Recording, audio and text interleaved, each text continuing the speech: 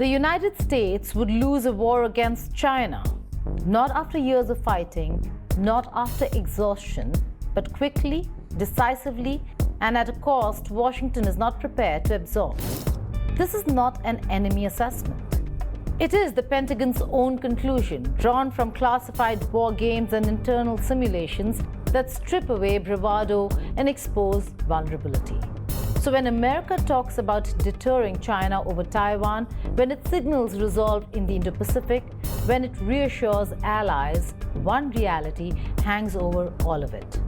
Does the world's most powerful military still have the capacity to win the war it is most likely to fight? Hello and welcome. You're watching Statecraft with me, Geeta Mohan.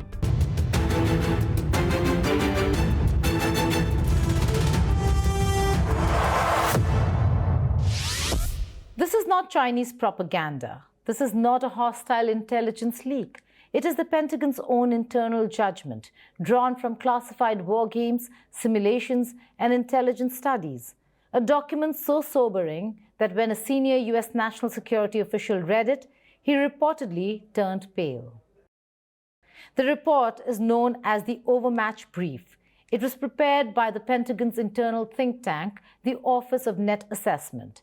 And it warns in stark terms that America's long-standing military advantages are eroding at a pace faster than Washington has been willing to admit. The assessment was first detailed publicly in an opinion piece cited by the New York Times editorial board in December 2025. Its core message is devastatingly simple. In a large-scale conflict with China, especially over Taiwan, the United States would suffer catastrophic losses without a fundamental overhaul of how it fights wars. But this looming US-China confrontation does not exist in isolation. Its shockwaves extend far beyond the Taiwan Strait, and one of the most consequential theaters affected by this shifting balance is South Asia. For years, Washington projected India as a central pillar of its Indo-Pacific strategy, a democratic counterweight to China, a strategic partner, a security anchor in Asia. That assumption is now under strain. As the US recalibrates its global priorities under Donald Trump, New Delhi is increasingly uneasy about where it truly stands in Washington's hierarchy. At the same time, the US has quietly softened its posture toward Pakistan, re-engaging Islamabad, particularly Rawalpindi, reopening channels, framing Pakistan once again as a useful interlocutor, if not a frontline ally.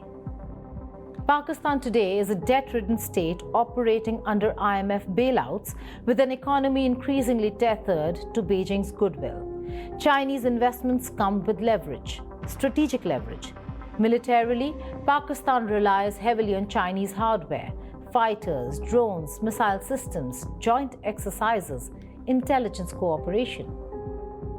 In any US-China conflict, Islamabad would face a stark choice. And the reality is this: Pakistan is unlikely to cross China to assist the US, not when its economic survival and military backbone are tied to Beijing. For India, this creates a dangerous strategic triangle: China to the north and east, Pakistan to the west, both linked by deepening cooperation, both aligned against Indian interests. And yet, New Delhi cannot be certain of unconditional US backing, especially when Washington itself doubts its ability to fight and win a major war against China.